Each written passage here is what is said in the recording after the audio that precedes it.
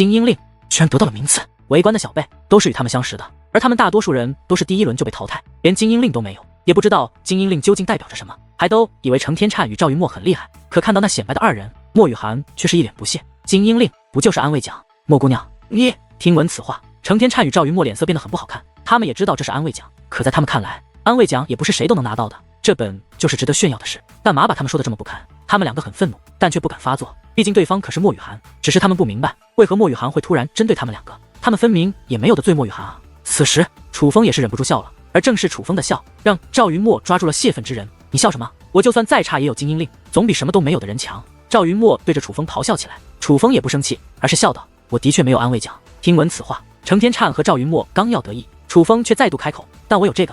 话罢，楚风将一块令牌拿出，看到那令牌，除了莫雨涵与龙小小之外的周围所有人无一不是神色大变，因为那是武尊后期的最强令牌，他竟是武尊后期的最强，他是谁啊？怎么从未见过？这一刻，许多围观之人都将目光投向楚风，不管是老一辈还是小辈，都是仔细打量起楚风，毕竟他们没有进入最强试炼后期，也根本不认识楚风。可就在此时，那程天灿却忽然放声大笑，楚风，真是想不到你无耻到了这种地步，你伪造一个精英令，我都勉强能信你，但你伪造最强令牌，有谁会信？你以为我们是傻子吗？程天灿对楚风道，伪造的吗？很可能是，因为根本没见过此人啊，真是无耻之人太多了。很多人都觉得程天灿说的在理，而见众人纷纷附和，程天灿的脸色则是越加得意，他就是想看楚风出丑，但却一直没有机会，今日终于得逞了，而这也都要感谢楚风，他也没想到楚风如此愚蠢，居然敢冒充最强之人。而就在此时，天际之上响起图腾龙族长老洪亮的声音，最强试炼，最强名额公布，武尊初期龙小小，武尊后期楚风，半神后期刘阔。这声音响起之后，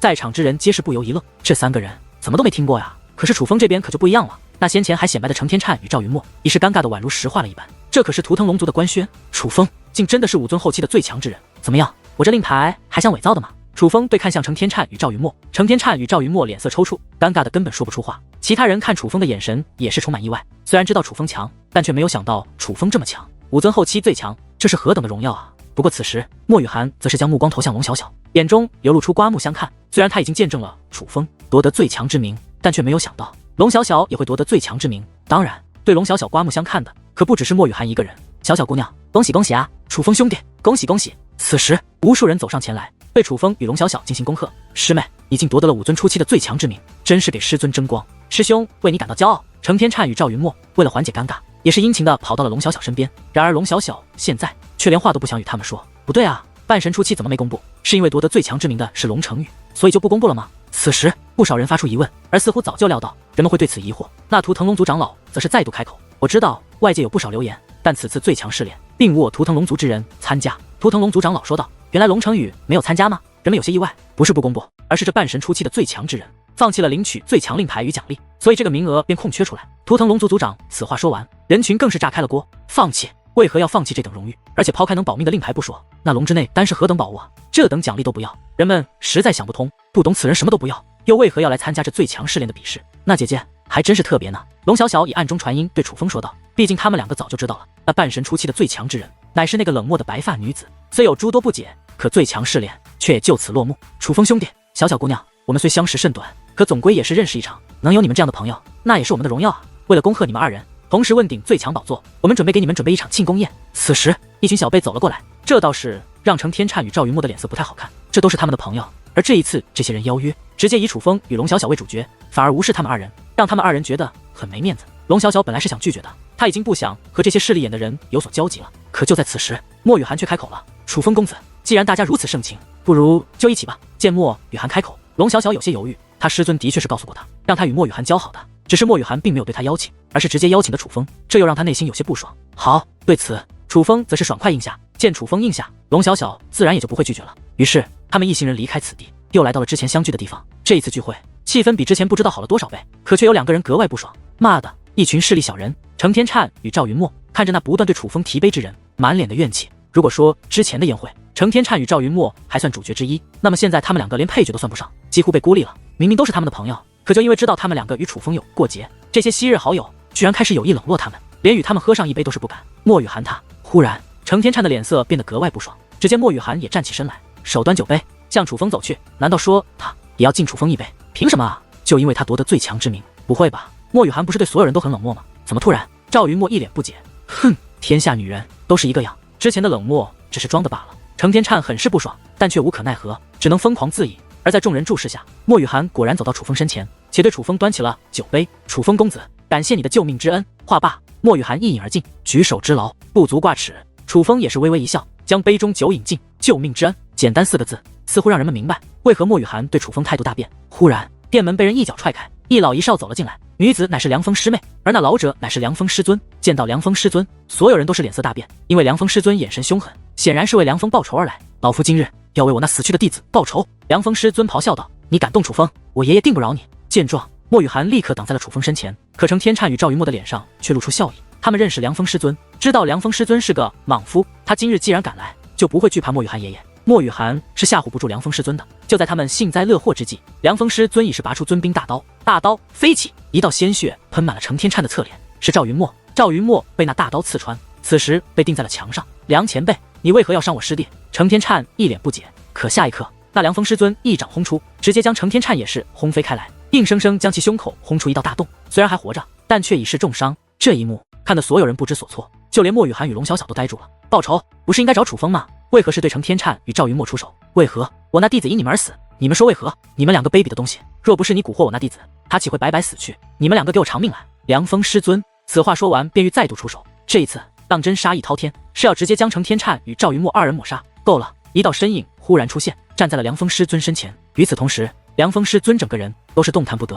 这出现的乃是龙小小3人的师尊宁玉上人。见到宁玉上人，凉风师尊顿时脸色惨白，浑身都不住的颤抖起来。这个人物他可得罪不起啊！而此时，程天灿与赵云墨则是如同见到救命稻草。师尊，为我们做主啊！程天灿更是哭着爬到了宁玉上人身前。所有人都觉得凉风师尊死定了，可谁曾想，宁玉上人啪啪2个耳光，狠狠地落在了程天灿脸上。丢人现眼的东西，还想我为你们撑腰？宁玉上人满眼怒火。师尊，他冤枉我们。程天灿还想辩解，也解释了，我和你师尊早就来了，你们的所作所为，我们都见到了。此时，又有一道身影出现，乃是莫雨涵的爷爷。听闻此话，程天灿与赵云墨目若呆鸡，脸色极为难看，因为看宁玉上人的反应，这应该是真的。他们的恶劣嘴脸竟让其师尊看得清清楚楚，可接下来宁玉上人的话却让他们两个面如死灰，痛不欲生。我给过你们机会，只是你们不懂珍惜。从今日起，程天灿、赵云墨不再是我宁玉上人弟子。宁玉上人冷冷地说道。师尊，程天灿与赵云墨还想说些什么，可宁玉上人却是脸色冰冷。滚！再敢多言，废你们修为！见此情形，他们两个也不敢多言，而是赶忙灰溜溜地离开了此地。他们了解他们的师尊，他们的师尊既然这样说了，那就是真的会这样做。对于程天灿与赵云墨的遭遇，人们并不同情，反而有人觉得大快人心。龙小小则是赶忙拉着楚风来到了宁玉上人面前。师尊，这就是我与你说起的楚风，晚辈楚风拜见前辈。楚风也是恭敬的施以一礼。楚风小友果然不同凡响，之前小小夸你，我也想过是否夸大其词，但后面我才发现，原来小小对你的夸赞不仅没有夸大，反而是收敛了不少。宁玉上人这番话可谓是极大的夸赞，可以看出他对楚风也是极为看好，但大家却都觉得正常。毕竟楚风可是夺得最强之名之人，他得到怎样的赞美都不为过。楚风小友，刚刚听雨涵说你在最强试炼的时候救了他。此时莫雨涵的爷爷也是开口，是的，爷爷，若不是楚风，你可能就见不到我了。莫雨涵此话说完，似是开始暗中传音来交代具体过程，毕竟楚风杀了人，也不好直接说出来。竟是这样。听完经过，莫雨涵爷爷看楚风的目光变得更为欣赏，真是英雄出少年啊！前辈，晚辈可不是少年了。楚风笑道，你才多大？按照修武者的平均年龄来看，你连少年都不是。你和雨涵还有小小都一样，你们充其量也就是个孩子。莫雨涵爷爷笑道，而楚风也是笑了笑。按照修武者平均年龄来看，他们的确很小。楚风小友，不知你可有师尊？莫雨涵爷爷问。有。楚风道，不知小友师尊是何方高人，才培养出小友这样的优秀的弟子？莫雨涵爷爷问。我师尊名字不方便透露，还请前辈见谅。楚风并没有说，是觉得自己以后还会惹麻烦，怕给牛鼻子他们招来祸端，后面的麻烦他想一个人担。那楚风小友是否介意再多一位师尊？莫雨涵爷爷问道。可还不待楚风回答，淡淡便道，楚风这老头想捡便宜，按他刚刚说的，在你们第一次聚会时他就已经来了。既然如此，你参加最强试炼之前怎么不见他为你出头？现在夺得最强之名跳出来了，简直太不要脸，让他滚蛋！淡淡很是不喜欢这种事后表态度的人。至于楚风，他不是不能拜师，可总要有自己有好感。这莫雨涵爷爷这个时候跳出来，楚风也的确对他没啥好感。于是楚风道，多谢前辈厚爱，但楚风不想再拜师。明白明白，那老夫便不夺人所爱了。莫雨涵爷爷倒也不生气，反而是笑了笑，只是见莫雨涵爷爷如此轻易便放弃，龙小小师尊则是有些意外。诸位小友，我有些话想对小小说，你们今日的聚会便先到此为止吧。龙小小师尊忽然道。这种人物开口，在场的小辈们自然也是不敢拒绝。随后龙小小师尊将龙小小单独叫走，询问了龙小小最强试炼的事情。毕竟龙小小的实力他清楚，按理来说龙小小不可能夺得最强试炼的最强之名才对。而龙小小倒也没实话实说，只是说自己得到了一股力量，使自己修为大涨。至于这股力量如何而来，他也不太清楚。我家小小还真是气运在身，最强试炼境也能得到如此机缘，但这机缘可能不是白白来的。我怀疑图腾龙族准备这最强试炼也是有所缘由，搞不好你的机缘是图腾龙族想得到的，所以此事可莫要再对他人去讲。龙小小师尊嘱咐道：“知道了，师尊。”龙小小点了点头。小小，你先不要休息，师尊给你准备了修炼之物，师尊这就去取，你先在此等一下。龙小小师尊此话说完，便御空而起，离开了此地。龙小小师尊在空中快速飞掠，似是在追赶什么。终于，他前方出现了2道身影，竟是程天灿与赵云墨。见到二人，龙小小师尊也是直接拦住了他们去路。程天灿与赵云墨本来已经心灰意冷，可看到忽然拦路的师尊，顿时面色转喜。师尊，我们就知道您不会真的不管我们的。二人直接跪在半空之上，但却没有注意到他们的师尊依旧面容冰冷。你们2个所作所为，以为我不知道吗？龙小小师尊问。师尊，我们知错了，您给我们个机会，我们会改的。二人声泪俱下，他们是真的不想失去这个大腿，下辈子再改吧。龙小小师尊此话说完，一个罐子出现其手中，那罐子打开，竟有一双红色眼眸在罐子之内。看到那双血红眼眸，二人皆是感到万分惊恐，可他们还来不及逃脱，那罐子内便释放出一重气焰，将二人所覆盖。此刻二人皆是发出凄厉的惨叫，同时二人体内散发出强大的力量，那乃是他们二人的血脉之力，血脉在抗衡。只是奈何那罐内的气焰太强，很快便将他们二人强行拖入罐子之内。随后龙小小师尊取出一张符，将罐子口封了起来，紧接着他右手托住罐子，左手则是捏动法诀，脸上也是露出了痛苦之色，似是有着极大的负担。但很快那符纸变成了血红之色，他将符纸取下，又取出另外一张符纸，将罐子盖子封好收了起来。随后他便返回了龙小小的住处，用我之前教你的方法将这符纸炼化，然后融合你的血脉，会让你的血脉变得更强。龙小小师尊将那张变红的符纸递给了龙小小，龙小小接过符纸，但却关切地看向其师尊的脸。师尊，您的脸色怎么不太好？龙小小关切地问道。无碍，这符纸为师付出了不少心血，小小可要认真炼化。龙小小师尊道。小小定不会辜负师尊期望。龙小小道。抓紧炼化吧。龙小小师尊笑了笑，便离开了。只是他刚离开，还没走多远，一道身影便出现在其身旁，乃是莫雨涵的爷爷。还不待莫雨涵爷爷开口，龙小小师尊便说道：“你现在知道我为何将那2个人留在身边了。原来他早就察觉到莫雨涵爷爷在跟着他，刚刚他所做的一切，莫雨涵爷爷也都看到了，而那也是他故意想让对方看到的。”莫雨涵爷爷笑了笑，这才道：“原来他们2个的血脉如此特殊，只是被你用手段封锁，才导致修为不是特别突出。但我若没猜错，你本来是想用他们来增强你自己的血脉吧？现在居然给了龙小小，看来你对小小很是看重啊。”莫雨涵爷爷道：“小小夺得了最强之位，他的潜力比我预想的还强，也许在这神之时代会有一番成就。至于我，就算将他们2个的血脉炼化，恐怕不会再有太大进步了，还不如培养一个心仪的传承之人。”龙小小师尊的这番话，倒也是验证了莫雨涵爷爷的猜测乃是正确的。当初就告诉你找个好人嫁了，你偏不肯。唉，不过现在你没有后人，专心培养小小倒也不错。那丫头的确有潜力，只是你刚刚用嗜血魔关炼化那2个小鬼，也遭到了反噬吧？来，把这个服下吧。莫雨涵爷爷说话间，将一个玉瓶递给了龙小小师尊。这好东西居然舍得给我。龙小小师尊接过后问道：“咱们可是过命的交情？”莫雨涵爷爷笑道。龙小小师尊也笑了，随后便将瓶子打开，将瓶内之物一饮而尽。不愧是我宗疗伤圣物，真是好东西啊！等那件事处理完，我也要回去取一些了。龙小小师尊的脸上露出舒畅的表情，旋即看向莫雨涵爷爷。对了，那件事也差不多要开始了吧？龙小小师尊问道。我觉得快了。莫雨涵爷爷道。我们也要做好准备。龙小小师尊道。但很快龙小小师尊便表情变化，难以置信地看向莫雨涵爷爷。你竟暗算我！他无论如何也没想到莫雨涵爷爷会暗算自己，因为他感觉自己的力量正在快速消退，这必然与那瓶中之物有关。说什么呢？咱们的关系我可不会害你，只是短时间束缚你的修为而已。莫雨涵爷爷道。你难道你？龙小小师尊似是想到了什么，脸色变得担忧起来。不可，绝对不能动楚风，当我求你了还不行吗？龙小小师尊劝道。哇，这么多年了，你还是第一次说求我的话，居然是因为你那弟子的朋友，看来你真的很看重龙小小啊。其实我也很看好那楚风，我之前是真的想收他为弟子，想让他成为我的传人的。只是你也知道，我那不争气的儿子什么情况，只有血脉强横的结界小辈才能救他。7届圣府的那些天才小辈都有人保护着，我根本无法动手。可能老天有眼，让我在这里遇到楚风，这是千载难逢的机会。若是错过，我那儿子可能就真的必死无疑了。莫雨涵爷爷道。还有其他办法？一定还有其他办法救你儿子。楚风如此天赋的小辈，怎能断送他的前程？龙小小师尊道。楚风修武天赋如此之好，就算没了结界血脉，他也会成为一方强者。放心，看在你和小小还有雨涵的面子上，就算他记恨于我，我也会放他一条生路。我保证，只要他的结界血脉，不取他的性命。还望不要怪我呀。莫雨涵爷爷此话说完，便拿出一张符纸贴在了龙小小师尊的头上，让其动弹不得，且身形也处于隐藏状态。不仅仅是龙小小师尊隐藏了，莫雨涵爷爷大袖一挥，他们所在的那片天空都陷入隐藏状态，除非境界足够高，否则只是楚风这些人根本无法看穿他们所在的位置。哪怕楚风是白龙神袍，拥有强大血脉，也看不到。莫雨涵爷爷在控制了莫雨涵师尊后，并没有直接离开，而是将阴冷的目光看向楚风所在的方向，旋即手腕一转，竟有一道小门落在他的手中。此门脱手之后，立刻扩大，最终悬立在其身前。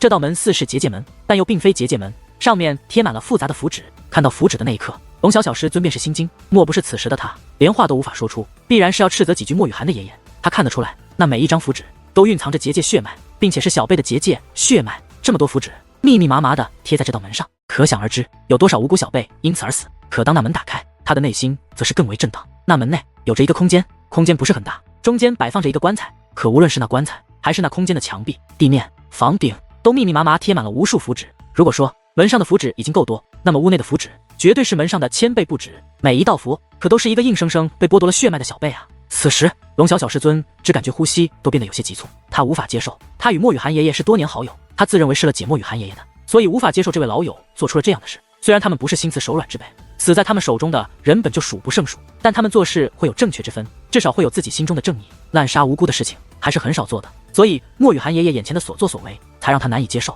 莫雨涵爷爷似乎是察觉到了，于是他并没有直接进去，而是回头看向龙小小师尊，我知道你现在肯定有点恶心我，我也不怪你，我给你看这些就是想让你知道，如果真的还有的选，我也不会伤害楚风，但我真的没办法，那可是我的儿子，我的亲生儿子，也是雨涵的亲生父亲。倘若你有子女，你应该能理解我的心情，为了让他活，哪怕我丢掉性命也无所谓，这便是父母对子女的爱。只是可惜我的命救不了他。话罢，莫雨涵爷爷便走入了那房内，关上了那副门。而此时他不知道的是，在天际之上还有着2道身影在注视着他们，可以看透他们的隐藏，看到他们刚刚所做的事情。那是2名女子，白发女子正是与楚风在最强试炼遇到的冷漠女子，而白发女子身旁则是一名韵味十足的红袍女子。别看她面容年轻，可那双眼眸却仿佛看尽世家岁月。姑姑，白发女子抬头看向红袍女子，是要帮那楚风解决掉这个祸患吗？红袍女子意识到白发女子的意思，不由问道：有劳姑姑。白发女子点了点头，2个都杀。红袍女子此话说完，看向龙小小师尊所在的位置，龙小小师尊留着吧。白发女子道：也行吧。红袍女子笑了笑，旋即取出一道白布，对着龙小小师尊所在的位置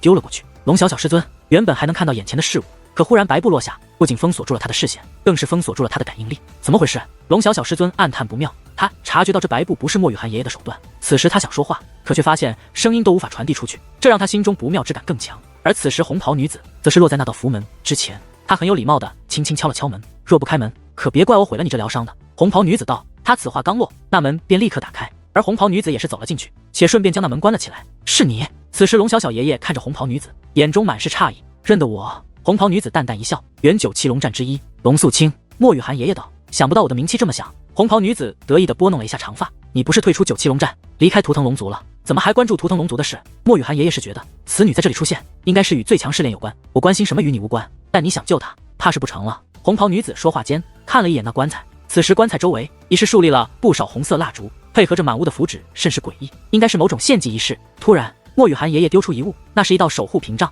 将那棺材与仪式护在了当中。你认识楚风？莫雨涵爷爷再度看向红袍女子，眼中已是凶芒毕露。他觉得这女子今日别想活着离开，但是他想法清楚，对方与楚风的关系，一个将死的人问那么多话干嘛？乖，若有下辈子，少做一点念。红袍女子妩媚一笑，但却极其危险。随后一张轰出，一道龙爪浮现，向莫雨涵爷爷压迫而去。莫雨涵爷爷赶忙一跃而起，躲避的同时却丢出一物，那一物不是对着红袍女子丢出的，而是对着前方。只见其双手捏动法诀，喝道：镇解！此物立刻爆炸，化作强大结界之力四散而去。下一刻，二人所在之的已不再是那狭小的空间，而是一个浩瀚山脉。不，这是一个世界，一个很大很大的世界。浩瀚山脉也只是这世界的冰山一角罢了，空间世界都自身难保了，还想保你儿子？红袍女子笑了笑，她知道莫雨涵爷爷为何如此，无法是不想在那房间内战斗，所以才将红袍女子拖到这空间世界之中。毕竟这里面极大，可以随意发挥二人实力，只要这空间世界不毁，就不会波及到外面。毕竟9七龙战，老夫还没对战过，老夫也想认真领教一下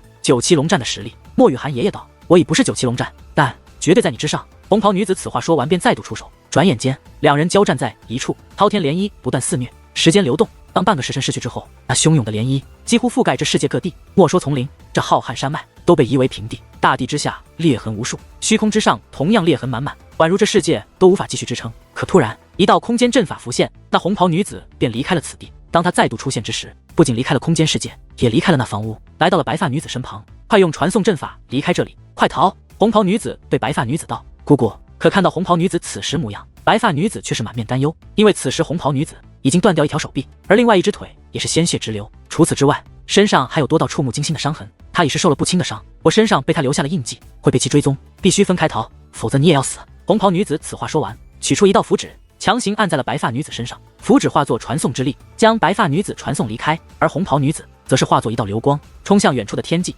九旗龙战，龙肃清，名声挺大，不过如此。逃，坏老夫好事，还想逃？此时，空间世界内，莫雨涵爷爷冷冷一笑，随后他周身传送之力涌现，是要去追赶那红袍女子。只是传送之力在他身上转了2圈，便立刻散去。他还是站在原地，他赶忙再试了一次，可还是这样的结果。无奈之下，他只能认为是这空间世界因为刚刚的大战而出错，于是便捏动法诀，想要解除这空间世界，可却发现竟也无用。怎么回事？莫雨涵爷爷有些意外，可就在其不解之际，忽然一声轻笑响起，回头观望，只见一道身影便坐在其身后不远处，那是一个衣着破旧、发丝平乱且长相颇为丑陋的老头。见到这老头，莫雨涵爷爷内心大惊，无声无息出现在自己空间世界之内，不管对方是何长相，也都必然是极其棘手的存在。倘若自己这失控的手段也与对方有关，那就更加利奥的。面对这种存在，莫雨涵爷爷不敢贸然出手，而是恭敬地施以一礼，不知阁下何方神圣，来到小人领地，是为何事？莫雨涵爷爷问。老夫乃楚风师尊，你说是为何事？牛鼻子老道笑眯眯的道。可他此话一出，莫雨涵爷爷顿时身体一僵，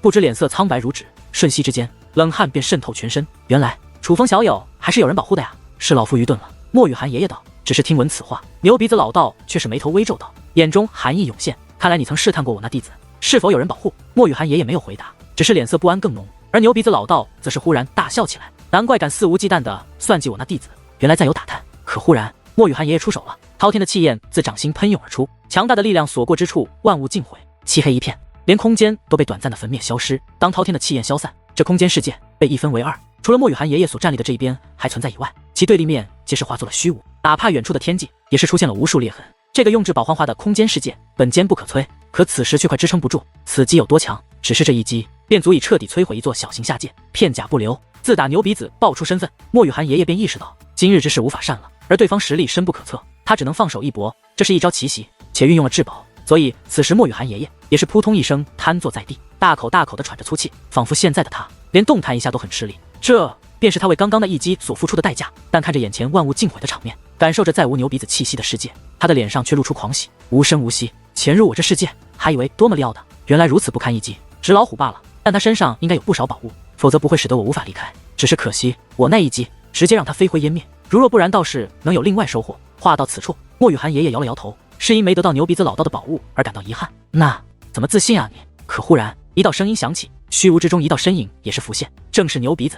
牛鼻子老道依旧邋遢，可却也是与先前别无二样，连汗毛都没少一根。看到牛鼻子老道出现，莫雨涵爷爷的表情就像是死了娘一样。还有什么本事，使出来吧。牛鼻子老道说道。本事？刚刚那一击就已是他最强的本事了。莫雨涵爷爷已经说不出话，他不知牛鼻子老道到底是躲过了他的一击，还是抗下了他的一击，但不论怎样，他都意识到此人之强，他不能敌。想到这里，他施展全身力气，御空而起，是想要逃脱。可他刚刚起身，其所在上空便有巨力落下，他的身姿也随之坠落，尘土飞扬，整个大地出现一座深坑。莫雨涵爷爷被压在那深坑最底部，叫你施展全力，可没叫你逃啊！你若逃，可就没意思了。牛鼻子老道御空而来，居高临下的望着莫雨涵爷爷，还露出有些猥琐的笑容。莫雨涵爷爷强撑着身体，将扭过头来，只是他的脸上没有任何愤怒，而是满脸祈求。大人，一切都是我做的，您要杀要剐我都认了，但我之所谓与我儿子和我孙女无关。原来他自知今日难逃一劫，是不想连累他的儿子与孙女。牛鼻子老道微微一笑，随后手腕一转，这空间之内出现了一道门，正是贴满符纸的门。原本在外面的门，却出现在了这空间之内。空间逆转，莫雨涵爷爷满眼震惊，他知道自己不是对方的对手后，却没想到实力相差竟如此悬殊。就在此时，那符门打开，其儿子的棺材也是瞬间崩裂，一道宛如干尸一般的身躯漂浮而出。最可怕的是，那干尸竟还有呼吸。大人，放过我儿子，求求你放过我儿子吧，他是无辜的。莫雨涵爷爷哀嚎祈求。你这儿子体内有魔气，是修炼了魔功，不仅他死后你用他人血脉为他续命，他生前也应该害了不少人。他该死！牛鼻子老道此话说完，手掌对着虚空轻轻一握，咔嚓一声脆响，那干尸脑袋以外已是没了呼吸。此时莫雨涵爷爷浑身颤抖，双眼发直，很快无尽的杀意自其体内涌现。最主要的是，他身体燃烧起黑色的火焰，此时他的身体都在燃烧，这样下去要不了多久就会燃烧殆尽。可偏偏他获得了强大的力量，他再度御空而起，向牛鼻子老道冲了过来。我和你拼了！他咆哮着，一拳轰出，而牛鼻子老道根本不躲，于是这一拳直接轰在了牛鼻子老大的面门之上，一拳击中，空间崩裂，整个世界都化作了虚无，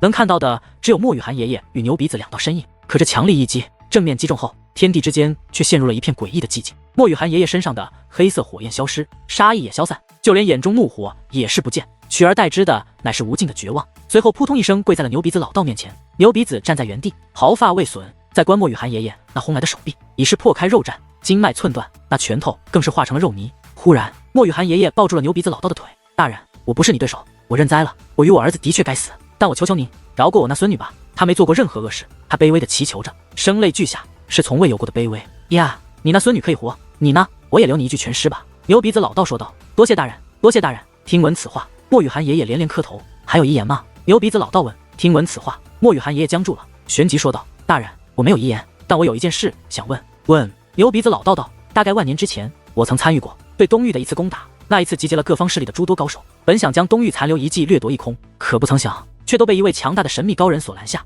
我们虽非浩瀚修武界最顶尖之战力，但也自认为也绝非平庸之辈，但在那位面前却根本还手之力。自那之后，最顶尖的势力少有人敢去东域，更不敢去祖武天河，表面是看不起，实际上是心有忌惮。而我至今回想起那位的身姿，仍会感觉内心震荡，血液奔腾。我连我宗宗主都没有崇拜过，但对那位是崇拜的，所以我想知道，那守护祖武天河的神秘高人是您吗？莫雨涵爷爷问这话的时候，整个人都变得激动起来。于他而言，若是能够死在自己崇拜之人之手，那也并无遗憾了。万年之前，老夫还没有那么强，老夫虽守护过祖武天河，但那一次应该不是老夫。牛鼻子老道说道。听闻此话，莫雨涵爷爷整个人忽然僵住，他意识到了一件更可怕的事。此时，牛鼻子老道也笑了。如你所想，守护祖武天河的不止老夫一人。牛鼻子老道。听闻此话，莫雨涵爷爷的嘴角扬起一抹复杂的笑容。原来祖武天河从未落寞啊！话落，他忽然七孔流血，随后便身子一栽，失去御空之力，向下方坠落而下，已是没了生命特征。他自杀了。莫雨涵爷爷从空中向下坠落，原本是空间世界之内，可当他坠落地面那一刻，已不在空间世界之内，而是真正的世界之中。同时，他儿子的尸体也落在了他的身旁。而此时，原本被束缚的龙小小师尊也是恢复了自由。恰巧在其恢复自由那一刻，见到了莫雨涵爷爷坠落于地上的画面。这一刻的他呆住了，而他的表情还是愤怒的，但眼中的情绪却是难以置信。他恢复自由那一刻，是想找到莫雨涵爷爷，想阻止他，想斥责他，但他没有想到，再见到莫雨涵爷爷，对方已经死了。为什么会这样？发生了什么？龙小小师尊飞落而下，仔细检查，他从难以置信到必须接受事实，双手也是不住地颤抖起来。无论莫雨涵爷爷做过什么，都改不了与他乃是挚友的事实。他们可是过命的交情，好友忽然死去，这让他难以接受。但他不是愚蠢之人，他很快想到了一个可能，是楚风。他看向楚风所在的方向，仍能看到楚风的一举一动。他知道不是楚风做的，但他知道此事一定与楚风有关。楚风身后必然有人守护。糊涂，真是糊涂啊！龙小小师尊看向莫雨涵爷爷的尸体，闭上了眼眸。这不是他想见到的结果，可是已至此，他知道一切无法挽回。这件事，楚风没错，楚风身后的人也没错，错的是莫雨涵爷爷一时邪念。即便是好友，对错这个点，他也没办法站在莫雨涵爷爷这一端。所以报仇这件事，他从头到尾都没有想过。此事他没有张扬，而是带着莫雨涵爷爷以及莫雨涵父亲的尸体找到了莫雨涵。但龙小小师尊没有说莫雨涵爷爷的死可能与楚风有关，只是说他爷爷得罪了一个他们都招惹不起，且不知对方究竟何方神圣的人物。而莫雨涵的反应则是出奇的冷静，虽然也很难过，眼泪不停地掉，但他没有闹，也没有吵，更没有去追问那杀害他爷爷与父亲之人的线索，只是一边流泪，一边用那颤抖的手将他爷爷与父亲的尸体收了起来。雨涵，我知道这件事让你难以接受，但事已至此，我们必须面对，还是要节哀。你若愿意，可以留在我的身边。我的意思是你愿意做我弟子，可以做我的弟子，我会将我的所有本领传承给你。若不愿意，我也会将你当自己孙女一般照顾。我同样可以将我的本领传承给你。龙小小师尊说道。莫雨涵开口了，这一开口，声音都是沙哑的。前辈，您不必担心我，我可以照顾好自己。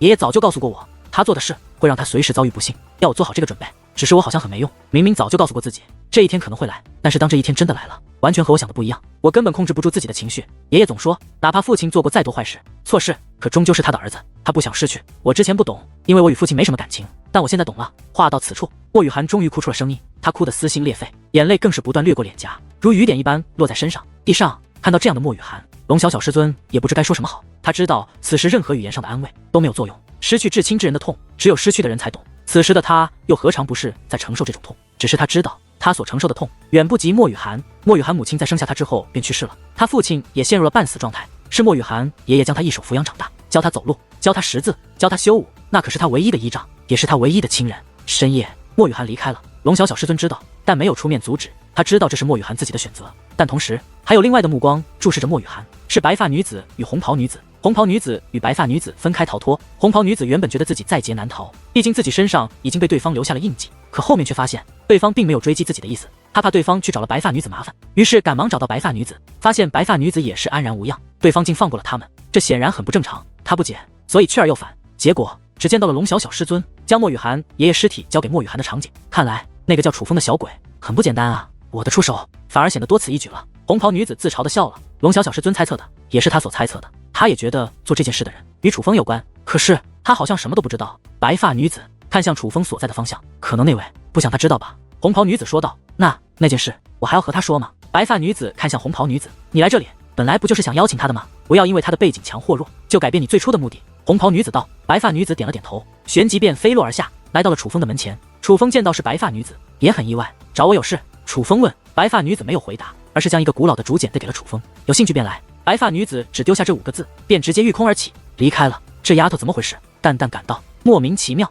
楚风知道答案必然就在那竹简之中，于是将竹简打开，只见竹简最上方写着5个大字：古界邀请函，中间是位于图腾天河的一个地址，最下方是一个时间。而最神奇的就是那时间竟然在变化，是在不断缩减，这是啥玩意？楚风也感到好奇。此时白发女子已经回到了红袍女子身边，你就这么邀请别人的？红袍女子诧异地看着白发女子，那还要怎样呢？白发女子问，起码告诉人家你为何邀请啊，拿出你的诚意啊。还有你看那小子的表情，他连这古界邀请函是什么都不知道，这么贵重的东西他随手丢了怎么办？红袍女子道。白发女子看了看楚风，也是柳眉微皱，楚风的表情好像真的不知道这古界邀请函是什么，但他也没有回去再找楚风讲述的意思，而是道，他若有兴趣自然会去打听。图腾天河谁不知道古界？话罢，白发女子便转身离去。这丫头。红袍女子看着白发女子离去，一脸无奈，但没有直接追上去，而是仔细打量了一下这方天地。她的目光都很特别，似是想窥探出什么，只是最终的结果却是什么都没有看到，所以她最后又将目光落在楚风身上，意味深长。这一眼之后，她也离开，但她不知道的是，其实还有目光也盯着她，那是2名女子，乃是楚风在山谷内遇到的神秘女子，以及那个灵儿。当时神秘女子眼见不敌妖僧，便带着灵儿直接离开了世界，但只是躲到了安全的地带，并未彻底离开，还是在远处观望战局。虽看不到具体战况，可后面发现被封锁的世界解开，便回到世界之内。以他的本事，自然很快就找到了楚风。原本只是想暗中观察一下，看是否有人会害楚风，毕竟夺得最强之名，看似是荣誉，但也可能被他人视为眼中钉。所以神秘女子所见到的，可不比红袍女子以及白发女子见到的少。只是他也不知道究竟是谁杀了莫雨涵爷爷，但他知道对方手段极为利奥德，而他也猜测此人可能是楚风身后的人。小姐，您真的看不到是何人杀了那个老头吗？李儿好奇地问。刚刚为了查探真相，他家小姐可是再度使用了秦九大人留下的至宝，总之是很厉害的存在。神秘女子道。秦九大人的至宝不是没用，正是因为有用，才让神秘女子如此评价。因为她察觉到秦九大人至宝的力量被人挡了下来，能挡下秦九大人至宝的力量，足以看出此人实力是何级别，很厉害。与小姐师尊比呢？李儿好奇地问。因为他很少从他家小姐的脸上看到这样的表情，这个表情足以证明此人的不容小觑，而他所知晓的人中最厉害的便是他家小姐的师尊了，所以才想知道这个楚风身后的人比他家小姐的师尊孰强孰弱。只是对于灵儿此问，神秘女子却不由得笑了。傻灵儿，天下间又有几人能与我师尊相比？话罢，神秘女子便带着灵儿离开此地。小姐，我们去哪？灵儿问。楚风不需要我们保护，自然是回去。神秘女子道。而神秘女子离去之时，也有2道目光注视着他们，是牛鼻子老道以及他身下的坐骑千变妖狐。哪怕神秘女子隐藏的手段极为厉害，可却也逃不过牛鼻子的目光，甚至在牛鼻子的帮助下，就连千变妖狐也能看到神秘女子的一举一动。走吧，牛鼻子说道，对千变妖狐道。大人，不见您的弟子。千变妖狐问。不见了，他的路还要自己走。牛鼻子老道说道。大人你还真是放心啊，这么优秀的弟子不留在身边，反而就这么放养，这一次您若不跟过来，他可就要大难临头了。千变妖狐是有些不放心楚风，可别小看老夫的弟子，他可没那么容易死。牛鼻子老道自信一笑，随后便驾驭着千变妖狐直冲天际。他虽离开，可并不打算进入传送阵法，而是要横穿星空。暗处发生的事，楚风是毫无察觉，毕竟那些人对于现在的楚风还是遥不可及的，不仅仅是修为，人家身上的宝物也是楚风遥不可及的。毕竟那些隐藏之人，连龙小小师尊这等人物也察觉不到。次日，龙小小带着龙小小师尊找到了楚风，原来是龙小小师尊要带着龙小小离开了，想邀请楚风前去做客。楚风之前想见龙小小师尊，乃是有些不放心龙小小，毕竟龙小小师尊收了程天灿与赵云墨那等人品卑劣之人为弟子，楚风实在怀疑他师尊是一个怎样的人。可是现在已经见到了，楚风觉得龙小小师尊看着还可以，而自己也有事情要做，自然不会跟着龙小小他们一起走。只是临别之前，楚风对龙小小师尊询问了关于那古界邀请函的事情。古界邀请函，听楚风问及此事，龙小小师尊最先表现出的乃是好奇。楚风小友，可知道天庭圣殿？龙小小师尊问。天庭圣殿晚辈知晓，晚辈还曾去过，不过是境界较低的时候。楚风说道。那楚风小友应该知道，进入天庭圣殿需要圣殿珠，但圣殿珠尊者级以上便极为稀少，并且境界越高越是稀少。龙小小师尊道，晚辈听说过。楚风的确听说过，是山谷内那神秘女子说的。那神秘女子说，在远古时期，大家都疯狂争夺圣殿珠，且拿到圣殿珠之后便立刻使用，所以事到如今，高等级的圣殿珠少之又少，已是几乎绝迹。古界乃是图腾天河，一个非常神秘的地方，那里每年都会邀请一些人前往古界，前往之人都可以得到至尊级圣殿珠，还有机会夺得5尊级甚至半神级的圣殿珠。5尊级还好，但是半神级的圣殿珠在当今修武界可谓是极为稀少，乃是有市无价的宝物。所以不管是何方势力之人，只要能够得到这古界的邀请，都会前去，毕竟只要去了，至少都可以得到一些好处。龙小小师尊讲述道，难道是那白发妹子得到了古界的邀请，但是她将她的邀请函送给你了？淡淡好奇的道。而楚风也同样好奇，于是对龙小小师尊问道，那古界邀请函是指定的人吗？古界邀请函分为2种，一种是指定的，只有受邀之人才能使用，若是他人抢夺，就算拿到了邀请函也无法进入古界。但是还有一种邀请函，这种邀请函没有古指定人选，任何人只要拿到了这种邀请函都可以进入古界。龙小小师尊话到此处，不由问道，楚风小友为何如此好奇此事？他其实早就猜测楚风询问此事必然是由于古界邀请函相关的原因。见状，楚风倒也没有隐瞒，直接将白发女子给他的古界邀请函拿了出来。楚风，他都说了古界邀请函有多珍贵，你怎么还给他看？不怕他抢？淡淡担心是他觉得楚风的邀请函很可能就是任何人都可以用的，而这个邀请函往往令人垂涎，会招来祸端。我觉得他不会，假如他真的抢，那足以说明他人品很差，自然也就不能让小小跟着他。楚风对淡淡说道。他不是没有考虑淡淡所担心的问题，正是考虑了，楚风才故意拿出来，也是为了测试一下龙小小师尊的人品。而此时龙小小师尊已是被楚风拿出的竹简所吸引，尤其将竹简打开之后，楚风小友，你这是从何处所得？龙小小师尊问。这是一位朋友所赠，但他赠予我之后什么都没说，所以晚辈也不了解这邀请函是何意，于是才询问前辈的。楚风道，你朋友赠予你，却没有与你讲述关于这古界邀请函之事。龙小小师尊问。没有。楚风笑了笑，那也未免太奇怪了，如此珍贵之物居然不讲述缘由，而且看时间，再过1个月就是古界开启的日子了，你这朋友心可够大的。龙小小师尊道。所以前辈，我这邀请函是任何人都可以使用的吗？楚风问。对，你这邀请函只要拿着就可以进去，所以非常珍贵，所以楚风小友这邀请函的事情莫要再对任何人提起，否则会招来杀身之祸。龙小小师尊提醒道。晚辈会注意。楚风道。你这朋友真是奇怪。龙小小师尊还是不解，为何会有人将如此珍贵的东西送出，却不讲述来历？而很快，龙小小师尊注意到龙小小一直盯着楚风，似是有什么话想说，于是识趣的道，我先出去，你与小小聊会。话罢，龙小小师尊便先走了出去。该不会是女孩子吧？龙小小问。是那个白发姑娘。楚风道。哇，是她给你的？什么时候？龙小小十分诧异，毕竟那个女子那么冷漠。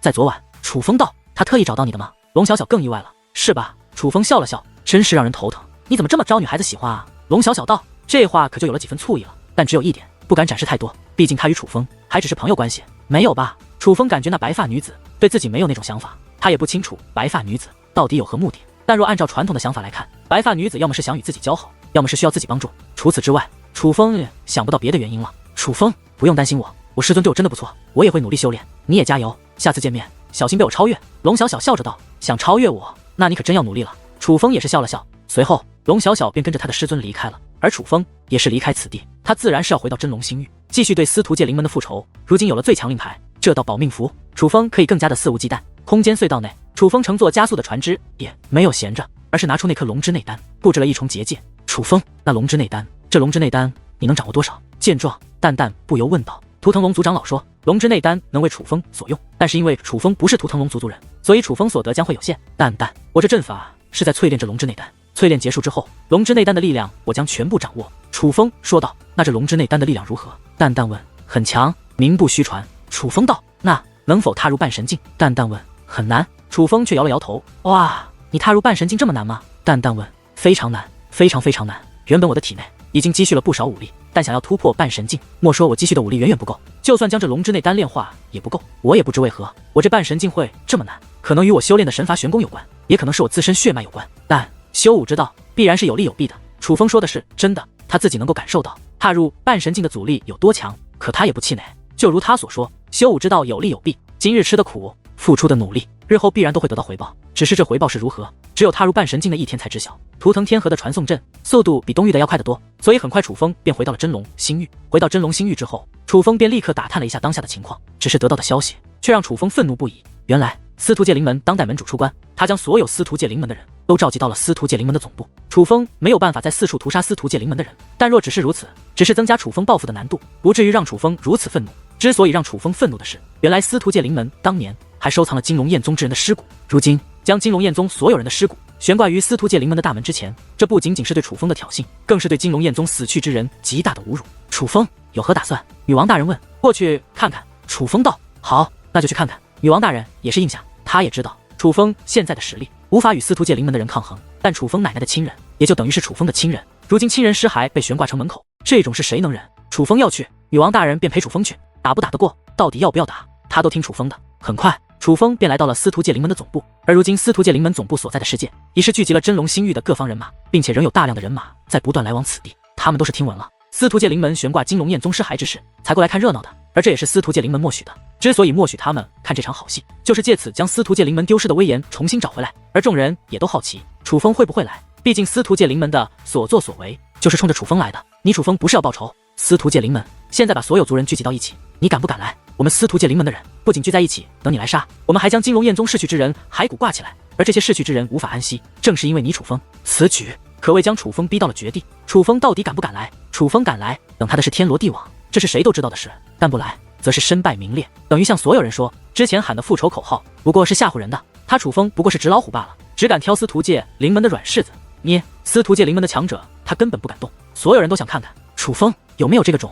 楚风没有理会世人议论，而是直奔司徒界灵门大本营。而司徒界灵门的大本营更是大门敞开，不过相比于敞开的大门，那门前悬挂的数万具尸骨才是触目惊心，因为那些尸骨大多数都是残缺的，足以看出他们生前经历了怎样的惨状。那都是金龙焰宗族人的尸骸，但实际上金龙焰宗当年的宗族之人的数量可远不止如此，只不过大部分人都化为了灰烬，连尸骸都是没有留下。楚风没事吧？见楚风没有任何声音，甚至没有情绪，女王大人有些担心。我没事，这是他们故意设的陷阱，我楚风要是这么容易就钻进去，那我这么多年的历练就等于白练了。楚风对淡淡回道。楚风不是不愤怒，相反他愤怒至极，正所谓死者为大，将死去多年之人的尸骸悬挂于此，这是何等的丧尽天良，而那又是楚风奶奶的亲人，楚风怎能不怒？但他知道他要忍，而楚风也忍住了，但楚风绝不会就真的选择隐忍，若是如此，他也不会冒险来到此地。他来可不是为了看热闹的，他来是要让找机会对付司徒界灵门，就算不能战胜司徒界灵门，他也要将这些尸骸带走。于是楚风对着这些尸骸施以大礼，诸位前辈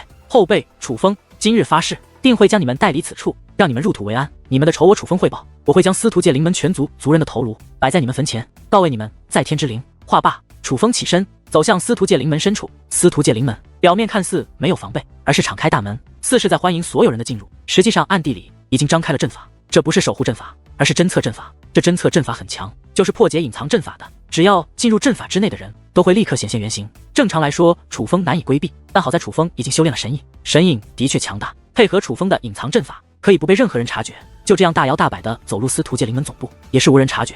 如今司徒界灵门的人皆是兴奋不已，他们之前丢的面子都觉得找回来了。到处都充斥着两种声音，一种是对楚风的羞辱，另外一种则是对司徒坤也的赞美。这司徒坤也正是前任司徒界灵门门主之子，也是当今司徒界灵门门主。他一直在闭关，前段时间才出关，出关之后得知关于楚风之事，便策划了此时的一切。司徒界灵门的人都觉得门主大人帮他们找回了丢失的尊严，所以才对他尽是赞美。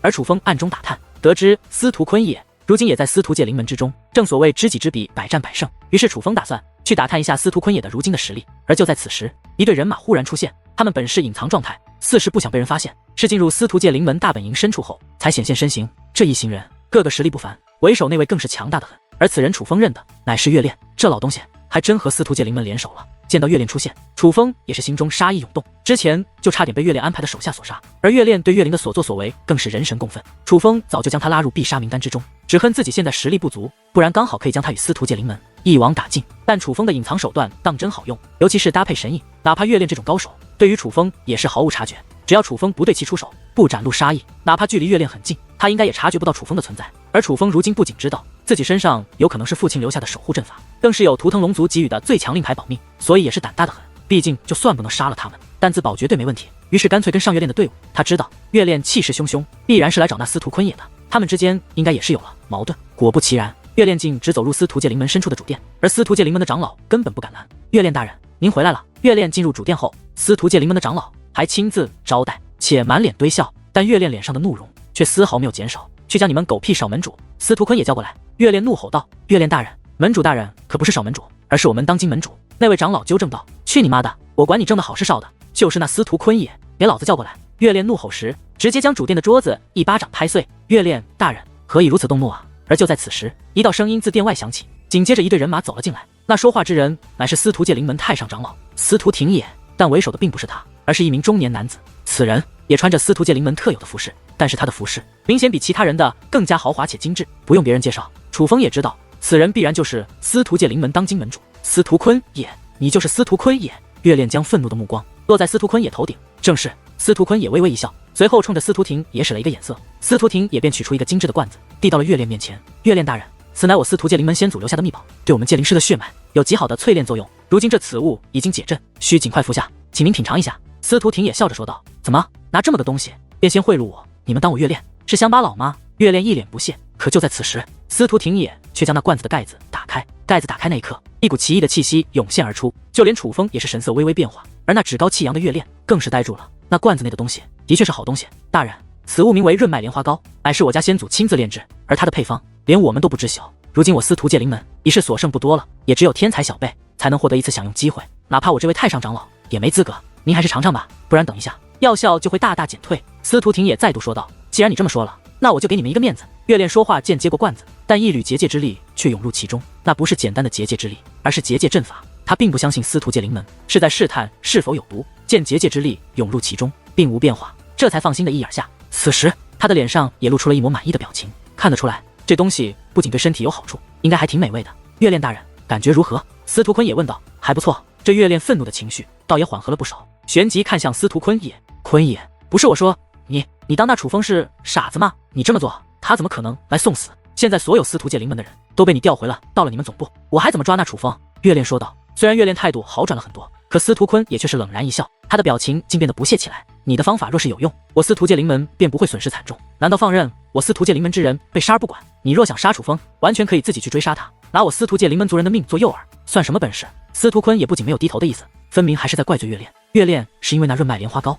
才压下了怒火，见司徒坤也如此态度，月亮不仅再度怒火升腾，更是猛然起身。什么意思？我明明是帮你们，你居然反过来怪我！月亮恶狠狠地盯着司徒坤也，可那司徒坤也却是根本不怕。别在这装好人，你不是帮我们，只是利用我们对楚风报仇罢了。我就把话放在这，我司徒界灵门如何做，是我司徒坤也说了算，你少在这里指手画脚。现在开始，若还想对付楚风，你便要听我的。司徒坤也说道。听你的？你算什么东西？月亮说话间，五品半神的威压便释放而出，想要镇压大殿内的所有司徒界灵门之人。而他那威压刚刚释放，司徒坤也竟也释放出威压，硬生生将月亮的威压压制住了。司徒坤也竟也是五品半神，倒是小瞧你了。只是如此，便以为你能与我抗衡吗？月亮冷哼一声，收起威压，将结界之力释放而出。他乃是黄龙神袍，拥有堪比六品半神的战力。可他释放威压后，司徒坤也释放出结界之力，竟再度将月亮威压压制。见此情形，楚风也是眉头微皱。司徒坤也是黄龙神袍，这样的实力可与之前城主大人所告诉他的不太一样。你竟有如此实力，面对司徒坤也展现的力量，月亮也是脸色大变。司徒坤也冷笑一声，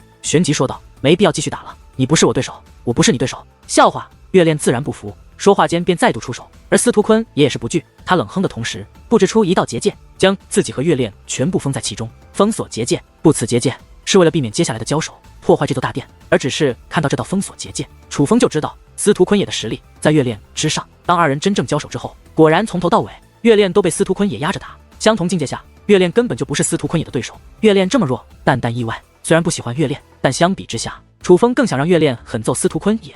眼前的一幕可不是女王大人想看到的，不是月亮弱，而是司徒坤也太强。楚风说道。这司徒坤也这么厉害，隐藏得够深的。淡淡不由叹道。不，那并非他自身实力，虽然修为的确达到了这个程度，但他的战力却达到了加持。他身上有阵法力量，并且是很强的阵法力量。楚风说道。阵法力量？淡淡意外，他根本看不出来，这阵法力量就来源于此地，应该是司徒界灵门的某种阵法。楚风说话间便运用天眼认真观察起来，似是在搜寻什么。而很快，司徒坤也与月亮的战斗也是结束，是月亮败下阵来，月亮躺在地上，而司徒坤也一脚踩在了月亮的身上。你服吗？服？你凭什么让老子服？你算什么东西？月亮怒声咆哮，哪怕被司徒坤也击败，但他也丝毫不惧。从骨子里他就看不起司徒界灵门，也看不起司徒坤也。不服，司徒坤也冷冷一笑，随后便把踩住月恋的脚收了起来。见状，月恋则是赶忙起身，想要再度出手，可他刚刚起身，便扑通一声趴在地上。他感觉自己的力量消散了，与此同时，一股钻心的疼痛涌遍全身。他再抬头看向司徒坤也，发现司徒坤也并没有施展任何结界之术，但却单手捏动法诀，且司徒坤也的身上还散发着奇特的气息。是你做的？月恋脸色大变，他察觉到司徒坤也此时的气息与自己体内那诡异的力量一模一样，自己体内的变化乃是对方搞的鬼。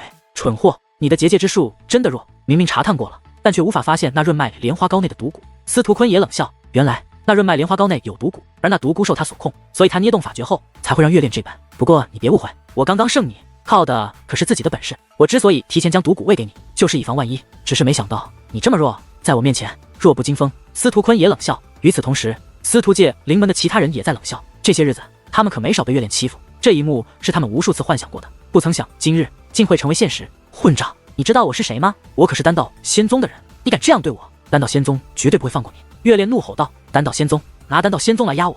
司徒坤也讽刺一笑，旋即拿出一块令牌，你看看这是什么？看到那块令牌，月恋顿时愣了。身为丹道仙宗的人，他知道那块令牌是真的，也知道那块令牌代表着什么。你怎么会有这道令牌？月恋感觉难以置信。我给你两条路，要么臣服于我，要么饱受痛苦折磨而死。先不说我可以杀人灭口，没有人会知道你是死在我的手里。就算知道，我这块令牌的分量，你是知道的。有他在，我不会有什么大事，最多遭受一些惩罚罢了。但我完全必要让丹道仙宗知道此事。你说对吗？司徒坤也话到此处，眼中阴冷涌现，那是满满的威胁，言外之意，若不听从，便要杀人灭口。你想让我怎么做？月恋问。他虽仍很是愤怒，但态度却不再那么强硬。司徒坤也再度捏动法诀，月恋体内竟出现一道契约，那乃是服从的契约。若是签下这道契约，这毒蛊外人就将无法查探到，但是他的命就真的归司徒坤也所有。月恋一脸愤怒与不甘，我可没什么耐心，要么签，要么死。司徒坤也说话间，法诀再度变化，而月恋体内的力量也是再度变化，那是威胁性命的变化。我签！月恋怒吼着，但还是于体内签下了那契约。这一刻，他的脸色彻底变了。签下契约，那毒蛊的力量将更为可怕。若无法解除毒蛊，他便只能言听计从，向我族长老磕头，为你之前对他们的无礼道歉。司徒坤也道：“诸位长老，我错了，我为之前的无礼道歉。”月恋虽然不甘，但还是照做。见此情形，司徒坤也仰天大笑。司徒廷也等长老的脸上也露出了久违的得意，他们见识到了自家门主的厉害，而自家门主还很年轻，他们觉得他们司徒界灵门就算丧失了诸多天才小辈，可有这样的门主，他司徒界灵门也必然会崛起。起来吧，我会让你知道，让天下人知道，那楚风根本不值一提，他就只是纸老虎而已。复仇，当年他奶奶如何死的，他便会如何死，并且会惨上10倍。司徒坤也对月恋道：“他在狂什么？有丹道仙宗撑腰，就敢如此猖狂，干楚风！”翠直接现身，运用最强令牌，让他们知道你的厉害。蛋蛋忍不下去了，不由得对楚风说道：“让我主动用最强令牌，他们还不配。”蛋蛋莫急，我似乎找到更好的办法了。楚风说道：“哇，更好的办法？”蛋蛋不解，而楚风则是立刻动身，他离开了这座大殿，凭借隐藏手段以及独特的破阵手段，楚风快速穿梭在司徒界灵门深处穿梭，并且一路走来轻车熟路。他早就锁定了目标。最终，楚风穿过层层严密的看守，来到了一座坟地。这座坟之外虽然守卫森严，可这坟地之内空无一人，哪怕司徒界灵门的人也不可随便进入此地。这乃是禁地中的禁地，每座坟墓都可以用豪华来形容，而那都是司徒家的先辈。这是司徒界灵门的祖坟。蛋蛋问：“对，司徒界灵门的历代先辈皆埋葬于地。”楚风说道：“哈哈，太好了，挖他祖坟，让他狂！”蛋蛋激动的道。可楚风却并有这样做，而是来到一座坟前。这座坟在众多豪华的坟前也可谓鹤立鸡群，这哪里是坟，简直就像是一座恢宏的宫殿。而这坟前的墓碑更是可以用雄伟来形容，只是高度便有10万米，穿过了云层，其所用材料也是极为奢侈。如此墓碑上面刻写之字，乃是司徒界灵门开山祖师之墓。楚风没有走向那座宛如宫殿般巨大的墓穴，楚风早就看穿那里是空的，不过是摆摆样子。楚风走到了墓碑前，楚风将手放在了巨大的墓碑上面，随后结界之力涌入其中，立刻有一道结界门浮现而出。这里居然还有机关，蛋蛋意外，没想到这里竟隐藏着一道结界门。司徒坤也掌握的阵法力量源于此处，除此之外，他身上独特的气息也来自此处。我若没有猜错，这里应该是司徒坤也闭关之地，这里有着司徒界灵门先祖留下的阵法力量。楚风说话间便拿出了天师拂尘。我这天师拂尘平日里没有动静，但他可能感受到了我的愤怒，从刚刚来到司徒界灵门，他便一直蠢蠢欲动。我相信就算平日里见死不救，但今日他绝对会帮我。楚风说话间便催动天师拂尘，天师拂尘果然释放出极为磅礴的力量，而那力量涌入结界门内，很快那结界门便有了变化。见此变化，楚风也是嘴角上翘，这结界门只有司徒界灵门的人可以入，而且有着极强的分辨之力，若只是抢夺司徒界灵门的血脉都无法踏入其中，必须是司徒界灵门的后人才行。正常来说，楚风根本无法进入，但现在天师拂尘的力量迷惑了这结界门，楚风也是可以踏入其中。楚风踏入，映入眼帘的乃是一座大殿，而大殿内有着3座磅礴阵法，每座阵法前方都竖立着一道结界石碑，分别写着攻、守、修。攻字阵法最强，守字阵法次之，修字阵法最弱，几乎消耗殆尽。但偏偏这修字阵法也是最特别的。楚风一眼就看出3座阵法的作用。攻字阵法自然就是攻杀阵法，掌握此阵可借用其中力量，获得超出自身的战力。司徒坤也能够轻松压制月炼，就是因为掌握了攻字阵法，但他掌握的不是特别多，所以只能在自身修为上提升战力而已。守字阵法就是防御阵法，这阵法之前应该很强，但是现在已经弱了很多，应该是司徒界灵门也运用过很多次，所以这守字阵法所剩力量已是不多。至于修字阵法，自然是修炼用的，原本是3座阵法中最厉害的阵法，但是司徒界灵门修炼次数太多，并且修炼方法错误，使得这修炼阵法的力量所剩无几。攻字阵法、守字阵法在天师浮沉的助力下，楚风都能掌握，但这修炼阵法对楚风无用，是指针对司徒界灵门族人来用的。楚风就算能够迷惑着修炼阵法进行修炼，但是那力量进入楚风体内，与楚风血脉不符，也是得不到任何好处。但无所谓，只是这攻守阵法便足矣。何况修炼阵法所剩的力量那般稀少，就算能够修炼，对楚风的帮助也是不大。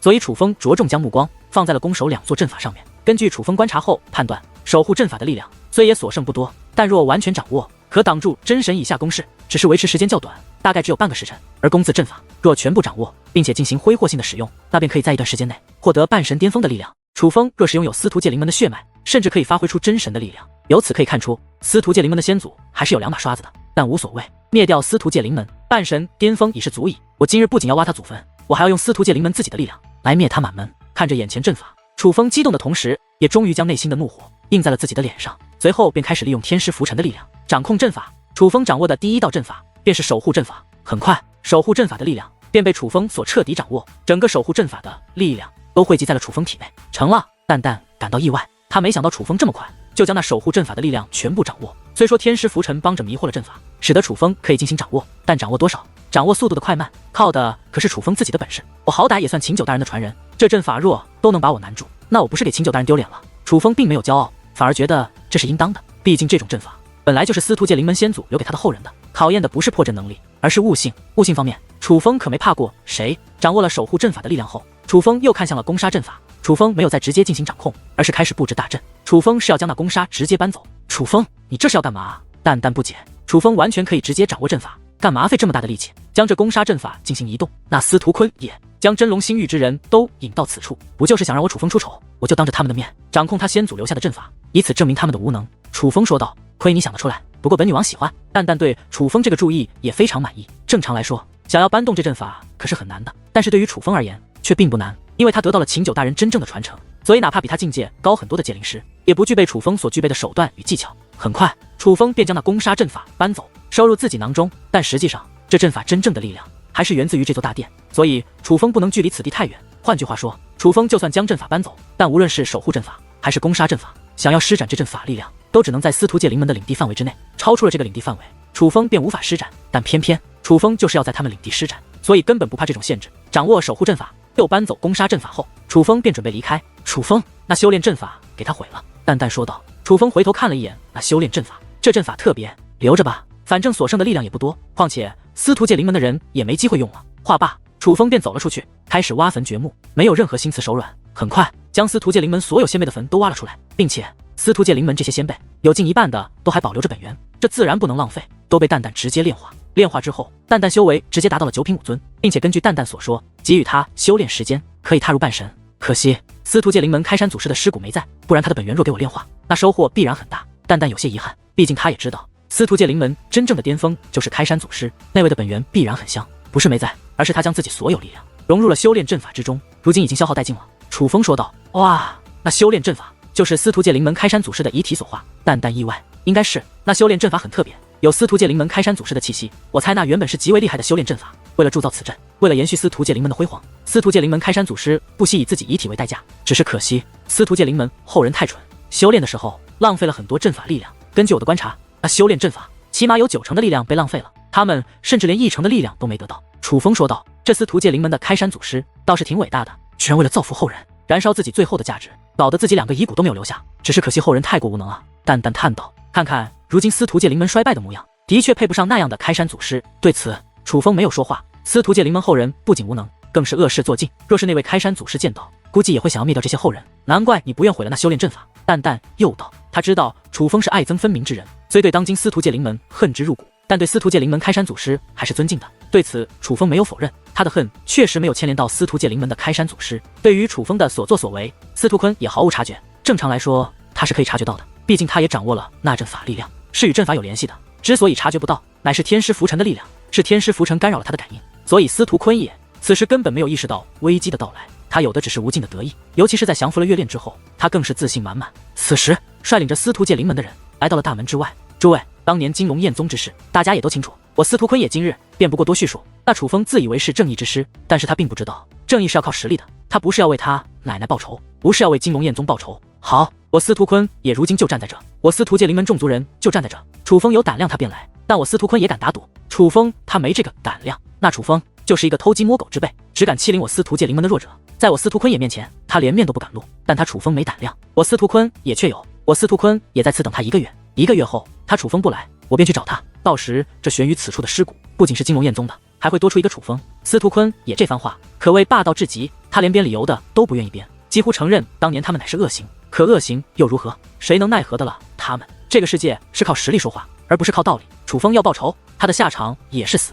此时，心存正义之人不敢发声，只感觉内心沉重。他们感受到了司徒坤也的可怕，远比司徒庭也可怕。他们知道他们又要活在司徒界灵门的阴影下，而那些墙头草则是开始振臂高呼，为司徒界灵门呐喊助威，以表忠心。今日的确会多出尸骨，但不是我楚风的，而是你司徒界灵门的。就在此时，楚风的身影忽然出现，刚好站在司徒坤也的对立面。他御空而立，以一人之姿与整个司徒界灵门形成对峙之势。楚风，他就是楚风，他竟然真的敢来。见到楚风，所有人都是神色大变，他们是真的没有想到楚风会赶来。可下一刻，他们更是目瞪口呆。只见楚风大袖一挥，无数尸骨以及墓碑散落在地。那尸骨难以辨认，可那墓碑他们却认得，那不都是司徒界灵门先辈的墓碑吗？楚风不仅来了，他还挖了司徒界灵门的祖坟。楚风，你还真敢来！司徒坤也对楚风道，相比于其他人，他是比较淡定的。我为何不敢来？楚风问。既然来了，就别想走。司徒坤也大袖一挥，一股磅礴的结界之力自其体内冲天起，上贯穿云层，下渗透大地，已经是封锁这片天地。好强的结界阵法，黄龙神袍。司徒界灵门门主乃是黄龙神袍，而此时围观之人也反应过来，原来司徒坤也有着如此强大的实力，这让他们不再为楚风的出现而震惊，反而因司徒坤也的实力而敬畏。司徒坤也拥有如此实力，超乎所有人的意料。毕竟在此之前，人们一直都觉得司徒界灵门最强的便是司徒庭野，可司徒坤也现在的实力却是远在司徒庭野之上，且强出了简直太多太多。他拥有如此实力，那楚风岂不是死定了？不对，楚风脸上仍无惧色。为何他不惧？难道楚风真如传闻所言，身后还有强者撑腰？就在众人猜测之时，一阵冷笑响起，乃是司徒坤也。楚风不惧，他也不惧。楚风拿着一堆伪装的白骨，便想让我司徒界灵门出丑，你是把大家当傻子吗？司徒坤也冷笑，他根本不相信那白骨会是真的。司徒坤也，枉费你在你先祖坟的修炼那么久，你不认得他们尸骨也就罢了，可他们的墓碑你也不认得，你可真是个不孝子。楚风讽刺一笑。听闻此话，司徒坤也才认真观察起来，因为他从一开始就不相信楚风，一开始就认定楚风是在耍骗人手段，所以并未认真观察。可现在认真一看，他顿时脸色大变，因为这墓碑不像是假的。楚风除非是进去过那祖地，否则怎么会伪造的如此像？可倘若楚风进去过，便根本没有必要伪造。而是想到这里，他也是无法淡定，赶忙给司徒庭野一个眼神。司徒庭也是明白什么意思，赶忙跑到祖地。没过多久，他便回来了，只是回来的时候脸都是绿的。不用他开口，司徒坤也便已明白一切。他司徒界灵门的祖坟竟真的被楚风给挖了，我他妈宰了你！司徒坤也勃然大怒，本来想慢慢折磨楚风的他，此时只想杀了楚风。只见他一拳轰出，磅礴的武力便砸向楚风，要一拳把楚风砸成肉泥。然而武力炸裂，可楚风却毫发未损。只见楚风周身光芒闪烁，下一刻光芒扩散，一座磅礴的防御罩将楚风笼罩其中。防御阵法，司徒界灵门众人第一反应是不妙，楚风原来有如此厉害的守护阵法，难怪他敢来。但仔细一看，心中便不止不妙了，而是震惊不已，不知所措。因为那分明是他司徒界灵门的防御阵法，你怎么会？司徒坤也是表情僵硬，满眼的难以置信。他不愿相信这是真的，可那守护阵法就摆在那，让他不得不信。楚风没有理会司徒坤也，而是将目光扫向其身后众多司徒界灵门族人。我楚风之前就对你们做过警告，想活命的赶紧与司徒界灵门脱离关系，不然就随其一同陨灭。我楚风心慈人善，今日再给你们最后一次机会，想活命的1个时辰之内给我滚蛋，因为1个时辰之后，我楚风将屠戮你司徒界灵门。楚风说道。屠戮我司徒界灵门，就凭你？司徒坤也自然不信这个邪，他说话间便释放出结界之力，再度对楚风发动攻势。只是那守护阵法再度将他的攻势挡了下来，任凭他是黄龙神袍，但对楚风也是无可奈何。省省吧，就你这点水平，能破得了这守护阵法吗？这可是你祖宗留下的。楚风冷然一笑，破不掉。楚风，你可别忘记，这守护阵法乃是我司徒界灵门的。司徒坤也说话间，取出一道令牌，那令牌不仅写着一个手字，还散发与那守护阵法相同的气息。随后便捏动法诀，想要解除楚风身上的守护阵法。但下一刻，他的表情再度僵住，他发现他竟然无法解除，怎么没动静了？你只是在摆姿势吗？楚风问。司徒坤也的表情跟吃了屎一样，而围观之人更是难以置信。他们看明白了，楚风是靠着司徒界灵门的守护阵法守护自己的，而司徒坤也身为司徒界灵门门主，竟对这种情况无可奈何。可这里乃是司徒界灵门的地盘啊，这对于司徒界灵门而言，简直是奇耻大辱。楚风，你别得意。司徒坤也咬牙切齿，眼中闪过一抹决意，随后他捏动了另外一道法诀。门主大人，看着司徒坤也此时捏动的法诀，司徒廷也则是赶忙开口制止。他知道这法诀代表着什么，这法诀若是捏动，那防御阵法的力量将会发挥到最强，但高强度的释放也会使得阵法力量在短时间内消耗殆尽。可这毕竟是司徒界灵门的守护阵法，是先祖留下守护司徒界灵门的，若是真的彻底耗尽，那对于司徒界灵门而言可谓是损失惨重。想用加快阵法消耗的方式来使得我失去阵法守护，看来你已经是黔驴技穷了。楚风笑着开口。司徒界灵门的人更感心惊，楚风为何看穿了司徒坤也的打算，还能如此淡定？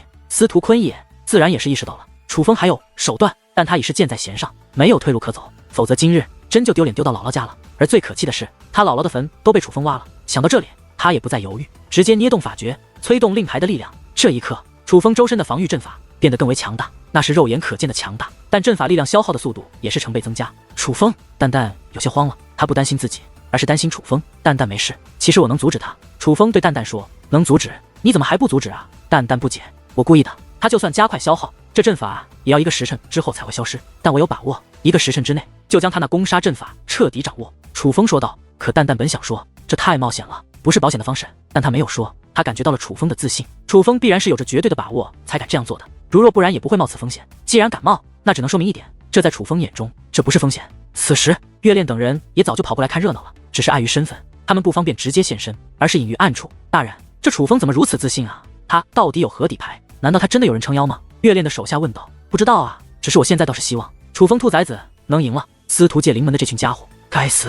月恋想到刚刚的事情，仍是气得咬牙切齿。司徒界灵门的狗杂碎们，你们一定很是好奇，为何我楚风定下的时间是1个时辰？现在我便让你们知道为何是1个时辰。楚风说话间，大袖一挥，在那守护阵法之内又出现了一道，乃是攻杀阵法。看着那道攻杀阵法，司徒界灵门的人差点没气死过去。那是先祖留下的攻杀阵法，可是这攻杀阵法怎么被楚风搬出来了？诸位，给你们介绍一下，此阵法乃司徒界灵门开山祖师所留，我楚风今日就要司徒界灵门开山祖师留下的力量来灭他司徒界灵门。楚风对众人说道。哇，这攻杀阵法竟也是司徒界灵门的呀！守护阵法是，攻杀阵法也是。楚风不仅仅是挖了司徒界灵门的祖坟，这简直是抄了司徒界灵门的老家啊！众人感觉难以置信，他们想过楚风敢不敢来，也想过楚风若是敢来，可能是身后有人撑腰，但怎么样也没有想过楚风是一个人来的，并且以这种方式对付司徒界灵门。若真是成功，那传出去，司徒界灵门真的要成为笑话了，竟被别人用其先祖留下的力量把自己灭了，这不是无能吗？可就在此时，司徒坤也却是发出狰狞的笑声。楚风，你未免太瞧不起我司徒界灵门了，这攻杀阵法莫说你无法全部掌控，就算你能掌控1个时辰的时间也绝不可能。有什么手段你就直接用，少在这装腔作势，以我司徒界灵门的力量来灭我司徒界灵门，你想的挺美，但绝不可能。原来是司徒坤也确定楚风无法掌握这攻杀阵法的力量，毕竟当世之人几乎没有比他更了解这攻杀阵法有多难掌控，他费那么大力气那么久的时间才只能掌握一点，楚风1个时辰全部掌握，怎么可能？除非楚风不是人。楚风微微一笑，也不废话，手握天师符尘，直接开始了对那攻杀阵法的掌控。而楚风这一开始，司徒界灵门的脸色变得异常难看。门主大人，他好像真的在掌控攻杀阵法的力量。众位长老看向司徒坤也，不可能，有我在这里，他绝对做不到这件事。司徒坤也咬牙切齿，说话间便又拿出一块令牌，这块令牌上面写着一个公字。只见司徒坤也捏动法诀，那令牌也是剧烈颤动起来，他是在利用令牌的力量来掌控阵法，封锁阵法，避免楚风对那攻杀阵法进行掌握。而当司徒坤也做出这个举动之后，司徒界灵门众人紧张的神情终于得到缓解，